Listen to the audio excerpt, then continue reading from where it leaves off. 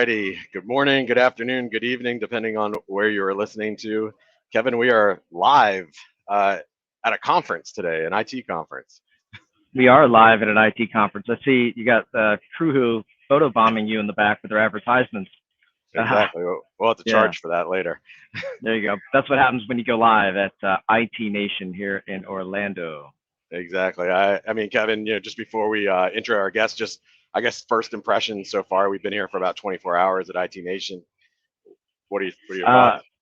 First impressions is that they've done a heck of a job pulling this event off. I think when we walked into the exhibitor hall last night, I think we were shocked to see so many people in the exhibitor hall. I mean, they've done a really good job filling this place up. So kudos to kudos to them.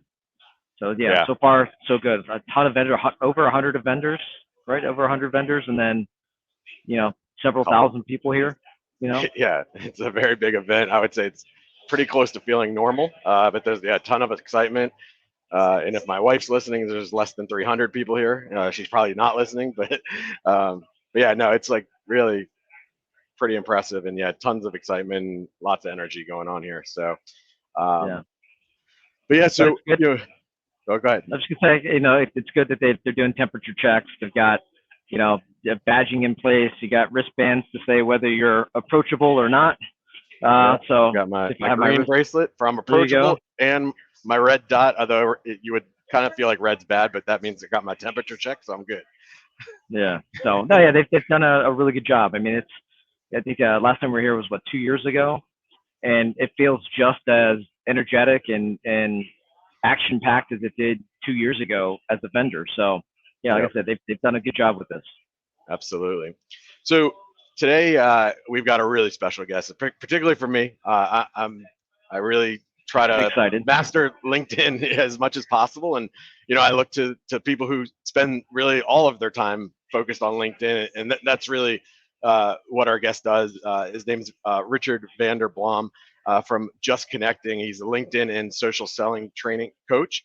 And I'm going to bring him in, and he put out this incredible research about LinkedIn, and we're going to talk about some of the findings he had. And Richard, welcome to the podcast. Thank you. Thank you for having me, Matt and Kevin. Nice to meet you. Absolutely. Absolutely.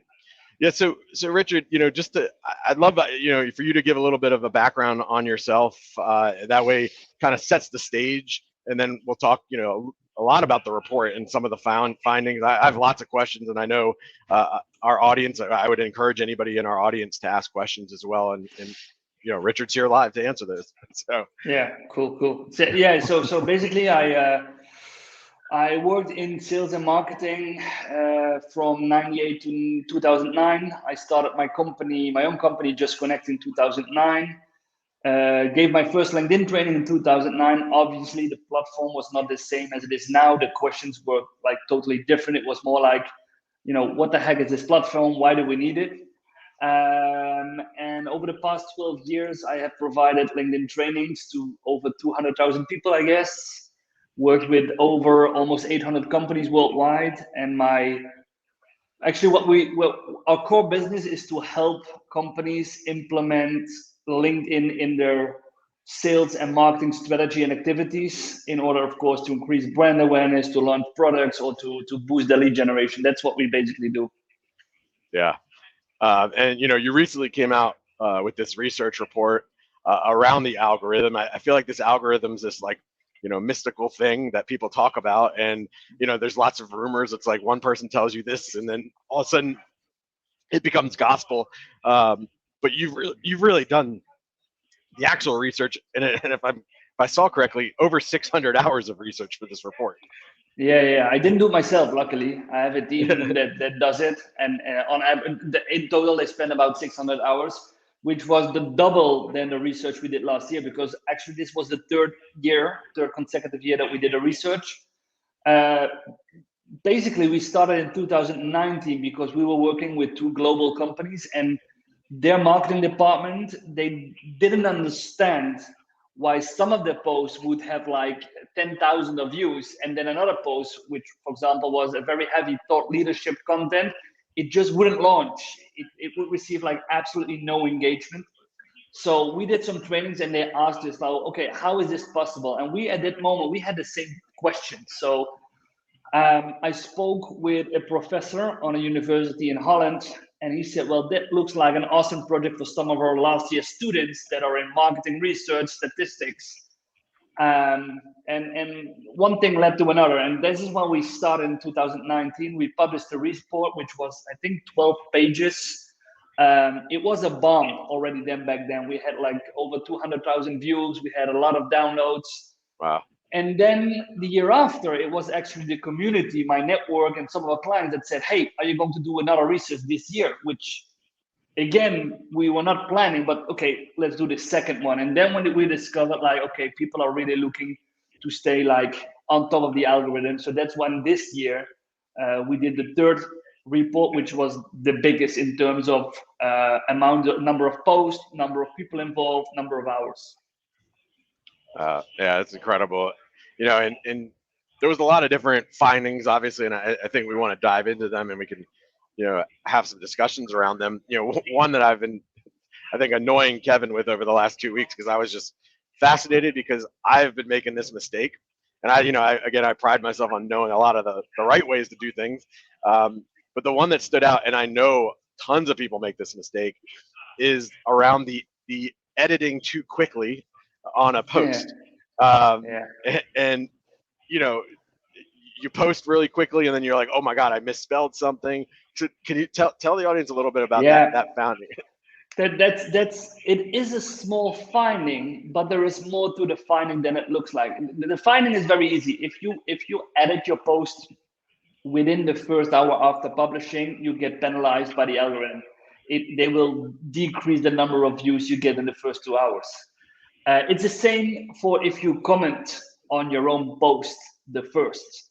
So this means, for example, people who still use the link is in the first comment method, they get punished also. And the reason why I think that this is happening is that LinkedIn is now responding to some of the manipulation that is going on from people trying to trigger the algorithm. Like, I publish my post, there is no link, I'm going to edit the post, I add the link, the algorithm haven't detected it, so yeah, the link is there, but I don't get punished. Or I publish the post, I go to the comments, I publish the link in the comments, so the link is not in the original body. So because that's, again, it's not confirmed, but that would make it logical why both these actions are now being penalized. Right. Fascinating. Go ahead. Yeah, Kevin, go ahead. Sorry. No, it's fascinating, because I make that mistake quite often, because I'm notorious bad proofreader of my posts. And so I guess I have to be a little bit more diligent before I post and comment on my own. But Matt's pretty good about reminding me not to do those bad things. I think another really, interesting finding, and it makes sense, but I wonder how you suggest, or what you suggest to individuals when they're posting content. How do they optimize content for mobile versus desktop, right? I think you mentioned in one of your findings that there's a different algorithm for mobile and desktop. And so, most people, when they're posting, they're just posting, not thinking about somebody's, looking at a post on, their iPhone or a tablet versus a desktop or what have you. But can you take us kind of through that, and maybe some tips of how to, I don't know, play with that algorithm? Well, it's very difficult, Kevin. It's a good question, because so what we discovered is that it looks like there are two algorithms, one that's on your mobile, one that's on laptop, desktop. And the easiest way to find this out for yourself is have a look on your phone, refresh the timeline, do the same at your laptop at the same moment, and you will see different posts. And it depends on if you, for example, if Matt would make a post today on LinkedIn and I would like the post on my mobile, then Matt will be in my timeline on mobile also with his next post, but he will not be on my timeline in my laptop desktop, because that's not the device where I responded. This is what's going on. Wow. It's very difficult to adapt your strategy towards that, because you simply don't know what kind of devices your target audience is using. Interesting enough, average number of people using LinkedIn on mobile is more or less for the last 3 years the same. It's more or less about 60%, which is far less than, for example, Facebook, Instagram, which are like almost 95, 90%. Right. Mainly because a lot of people still use LinkedIn in a work environment on the laptop or desktop. That should be the reason. I think the keyword here is awareness. Be aware yourself. If you engage on laptop or mobile, that you will see more on that. And the algorithm shows slightly different types of content. For example, you will see more polls in your laptop desktop. You will see more video, for example, in your mobile. So this means if you have video, for example, use square format or like vertical format because of the screen size. Right. So those are the things that you should bear in mind. But it's very difficult to adapt your content strategy based on the device that your target audience is going to use to look, because you don't have that data. Yeah. So it probably makes sense to just, because like generally, like I do both. You know, if I happen to be in an airport and I want to take a snap, I just do that there on my phone. I'm the same. The only thing I make sure, Matt, is that I have a diverse content strategy. So I'm not pushing out 5 polls a week. I'm not pushing out 5 videos a week. I have, for example, a poll every 2 weeks. I have a slide deck, which are currently favored by the algorithm. I have a lot of carousels once a week. I have text posts once a week. I have a link, for example. So it's about the diversity to make it more dynamic, to attract more people. Yeah. And I definitely going to come back to the poll thing in a second, because I know that that's really making its waves through LinkedIn. But I do want to go back to the idea around whether you put a link in the body of the the message or the comments. Everybody's has been trying to game that system.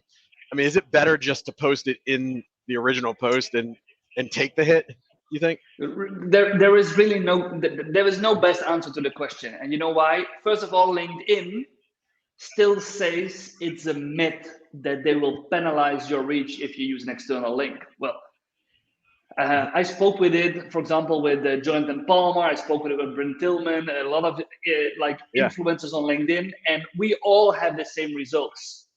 We all have results. We can debunk the myth because you get penalized. I will reach about 40 to 50% of my normal reach whenever I use an external link. Wow. But I do not want to manipulate the algorithm, because, for example, if I put a link in the first comment and I receive more comments, the first link it get lost, which means my audience needs to look for the link, and they will not do it. If your post gets reshared by your network, the first comment is not included. So you are sharing a post where at the bottom it says see the first comment. There is no first comment. So Right. I just take the punch on the chin whenever I publish it. I know I will get less views, but if it's a good article, it's not about views, actually. It's about engagement, and at the end, it's about conversion. So that's where we need to go. Yeah. This is one of the most interesting chats I have with marketing departments all over the world, because marketing traditionally, they are being like, they need to drive traffic from the socials to the website. If they drive a lot of conversion, everybody's happy with marketing. Where I tell marketing and also the board, I don't care where the conversion takes place, whether it's on your website, whether it's in the LinkedIn profile of your sales. I simply don't care, as long as we increase conversion. So one of the discussions I have with marketing is, do we need that many external links to the website, or can we build like interesting slide decks and we do conversion on LinkedIn? So that's the most interesting discussion. Yeah, no, absolutely. Going now to the polls, and Kevin, I think you've done a few polls. Is that correct? A few. Yeah. I see people. It's obviously picking up steam. I know you've done some research on it.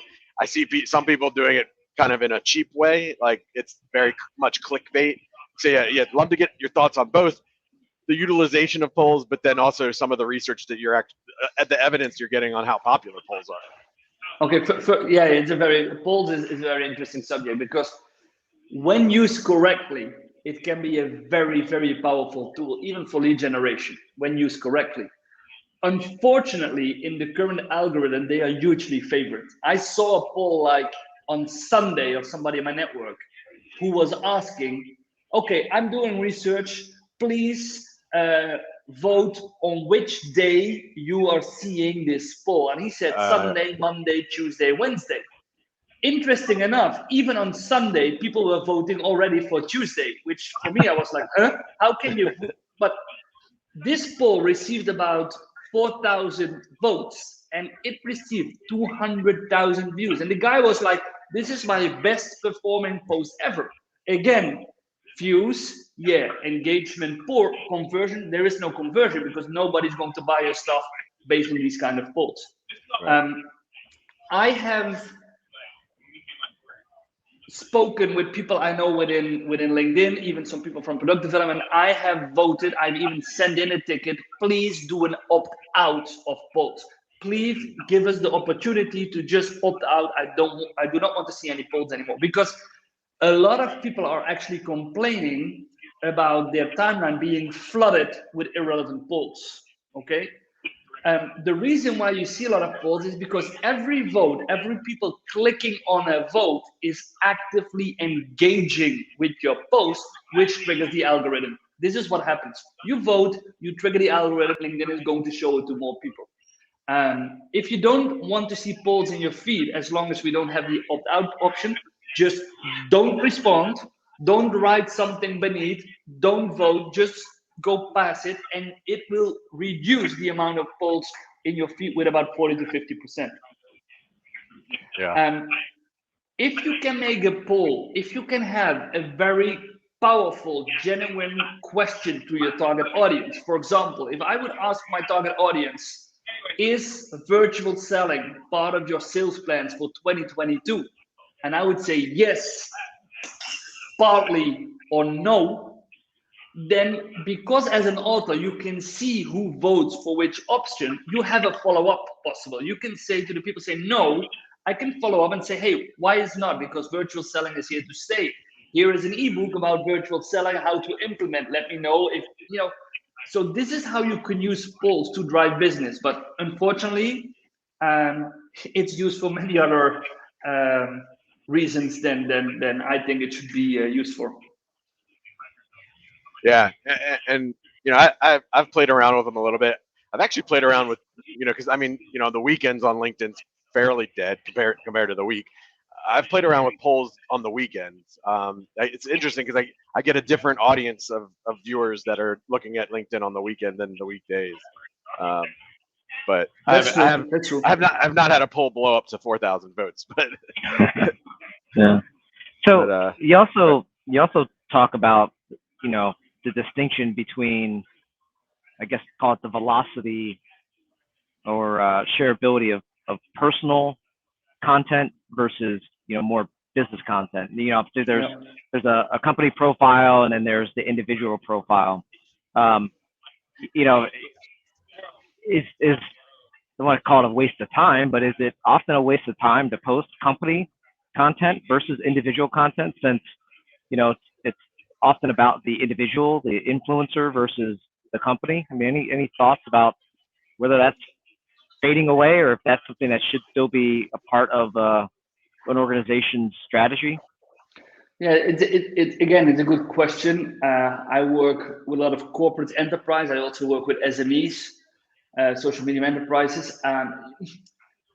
You need to have a company page, okay? Because it's a liability of your company. You can have your corporate stuff out there, but the conversion will not take place on your company page.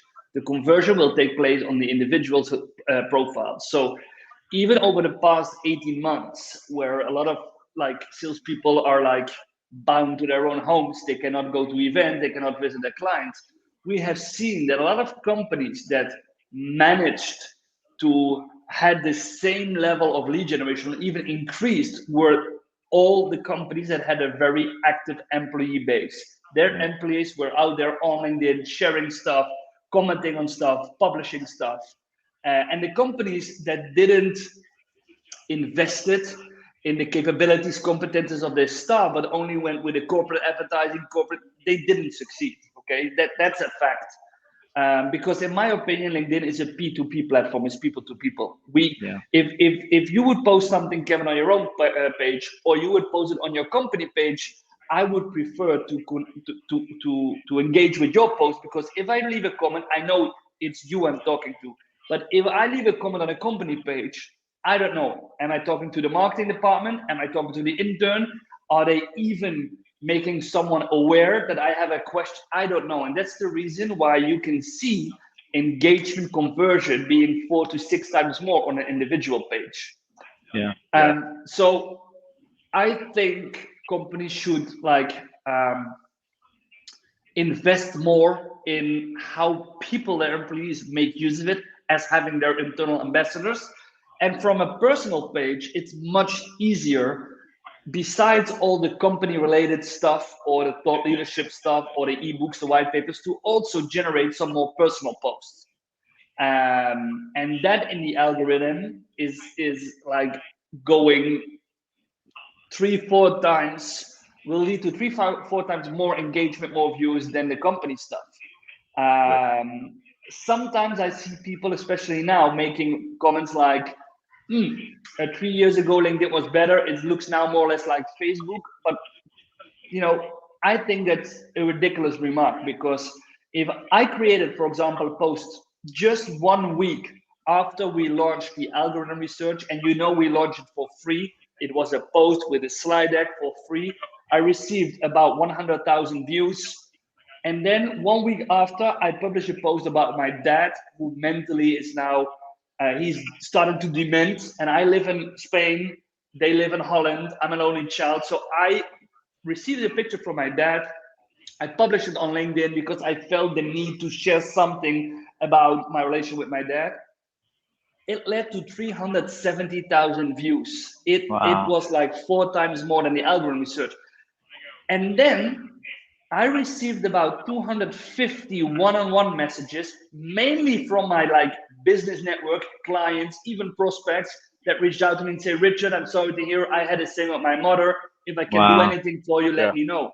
So we're talking about building relations, and you build relations by showing your vulnerability, by showing your personal stuff, by telling stories, not only by sharing the new specs of your product or services. So for me, that's a no-brainer. That's great advice. And I mean, I think the more you let people know who you are and what you're about, the more they tend to engage. Exactly. Being mindful of time, I want to get one of the questions from our audience, because I actually have a question around this. How do hashtags factor in? How should they be used? Because oftentimes, Richard, I find myself doing hashtags, and I'm like, is anybody really looking at my content via hashtag? Is it worth the time? Okay, there are a few interesting things with regards to hashtags, because I don't know if people are looking for your hashtags or mine hashtags, if they're clicking on it, but it's a fact that the LinkedIn algorithm favors posts with 3 to 5 hashtags. So it's a no-brainer. Okay. Every post includes 3 to 5 hashtags. The reason why, and it has not been confirmed by LinkedIn yet, is that there are rumors that from 2022, somewhere from April, May, it might become possible to make an advert, a campaign based on hashtags. So I could say, for example, okay, I'm creating a post and I'm targeted to everybody who is following the hashtag digital transformation, for example. So this would make sense why LinkedIn wants to use us to make use of hashtags, because we are building the database. We are filling the database.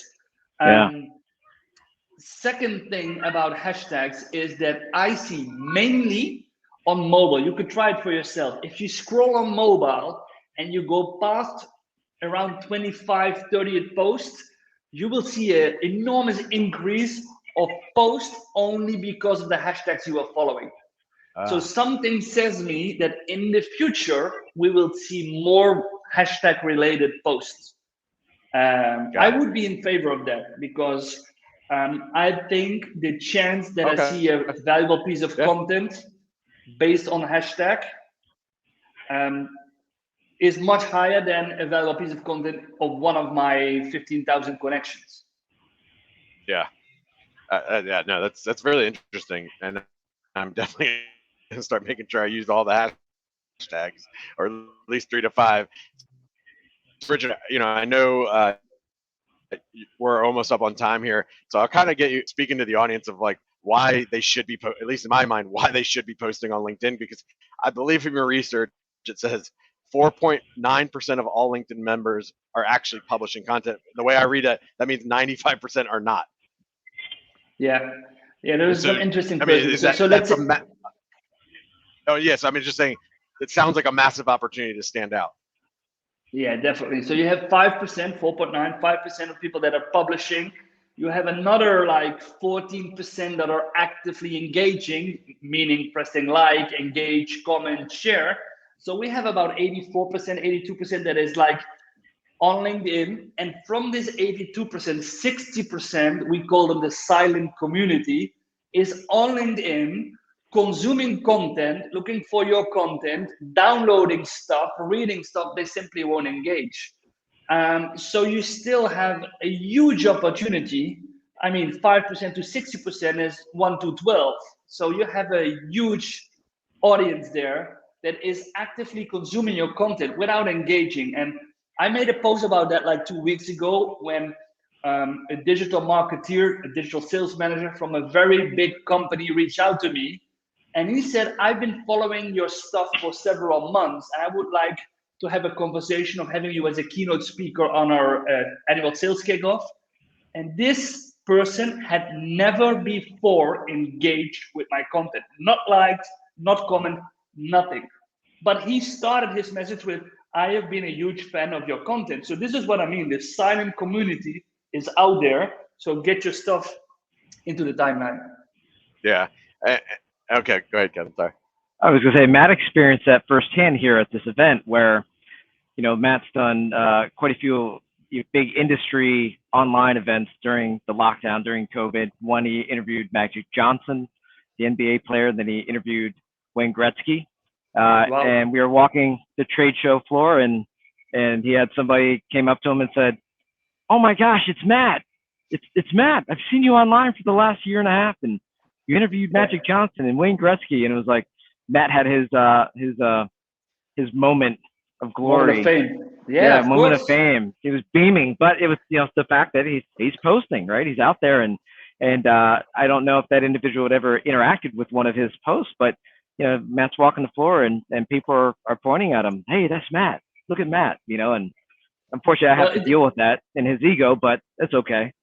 No, but it's very easy, Kevin, and it's a very good example, because if you want to be seen as a thought leader or as an authority in your field of expertise, you can have a very powerful brand, you can have an enormous network, but if you never publish content, you can never become or stay top of mind in your network. It's the posts that make people remember you. It's the posts that make people think of you as the guy to go to if you have questions about this topic. And that's where you want to be. You want to be the guy that people refer to if there is anything your topic or your industry related.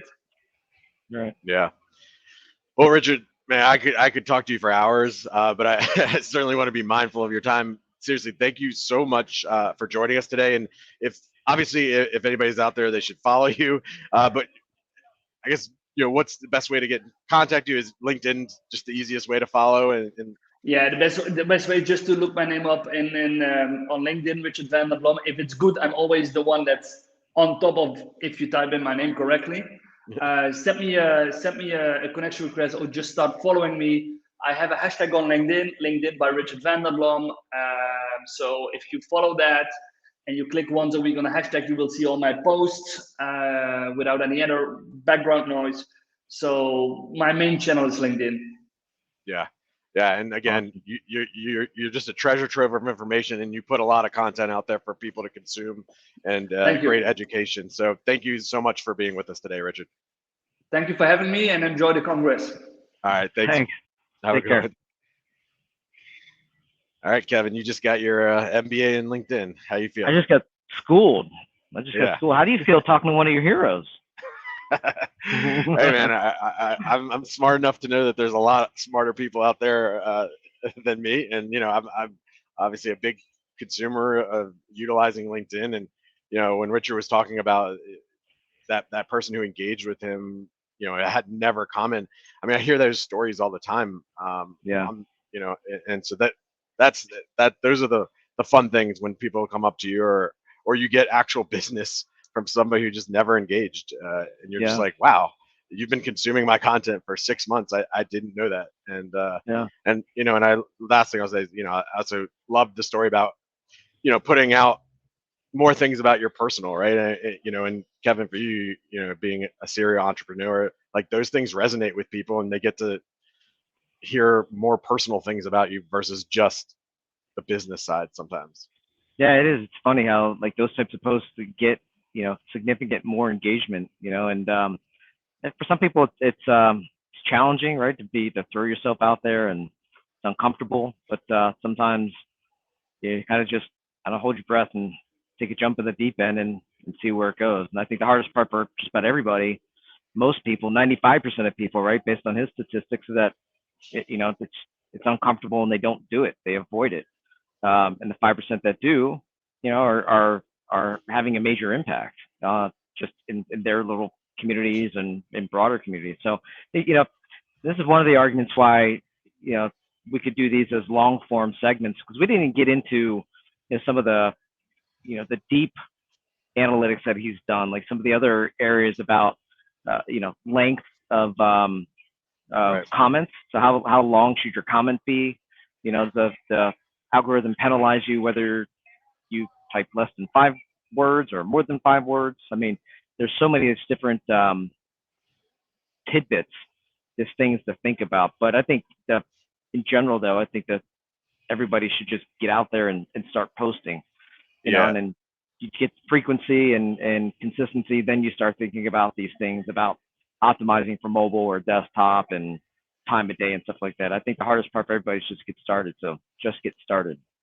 Yeah, and I preach this a lot, and look, it's social media. Don't be afraid to fail. And when I say fail, it just means like the post didn't get as much traction as you thought. It's gone 24 hours later, and you've got to test out different things, because it is unbelievable the things that resonate sometimes versus with ones that don't. I remember I put a lot of I don't usually put a ton of production into my videos. I just don't think it's worth the time. Like a lot of times it's just getting out the message. And one time I like really did, I put like layers of like really cool like videos from other things, and it just bombed. It went nowhere. I got like 300 views, and I was so pissed because I spent like a couple of hours trying to put it together. And then the other day I see this interesting cartoon of it's Bart Simpson, doing his little thing in the intro of like where he does a thing on the chalkboard, and it's talking about I will implement multi-factor authentication. And I put a post that I said I saw this, I didn't take credit for it. Like I saw this floating around, thought it was a great way to maybe talk to your employees about MFA in a kind of humorous way. And it is like not it's over 14,000 views now. And Wow. I actually had an MFA company reach out to me about a channel program just based off of that. It's just kind of wild. And again, it goes back to you got to test out different content. Yeah. No, that's it. Like I said, it's the hardest part for anybody is just getting started. So get started and test. So what's on the agenda for the rest of the show here? Just hitting the vendor hall, having conversations with the vendors that are here, but also the MSPs. It's really, I mean, there's so many MSPs I haven't seen in almost 2 years, so it's kind of like a reunion. Yeah. No, that's I think the big theme with all that at Kaseya Connect and seeing it here, where it's like, some of these folks they hadn't seen in 2 years, like Luis, I guess now with SkillPad, it's the first time I've seen him in person in 2 years, and others. Yeah. Yeah. Well, and others meeting for the first time in person. I mean, Yeah. me and you A lot of spoke that. with Marnie from Lifecycle. I've talked to her on virtual environments for over a year and never met her in person until today. Great Maryland-based technology company. Yeah. So shout out to them. And by the way, I just because I want to before we leave, Edward made a comment. How many are just burned out from info overload? And I think that's probably going back to what Richard was talking about, the population of people that are not engaging, but it sounds like they are consuming. So, I don't know if it's overload or not, but there's just a vast community of people who consume but don't necessarily like or comment. But again, they do come around at some point, a lot of them, and you do have those examples. Richard gave the example, I gave the example, where it does pay off, potentially down the road. So, Yeah. yeah. Cool. Anything else new on the agenda for you, Kevin, besides walking around with me? I guess not. I think one thing, actually, one thing I would do mention is, and shout out to Mail Protector, who's been a great supporter, sponsor of ours. It's been really great to see David and his team transition their messaging and how they approach social out on LinkedIn, and even some of the messaging on their homepage of their site. It's really cool to see how progressive they've gotten with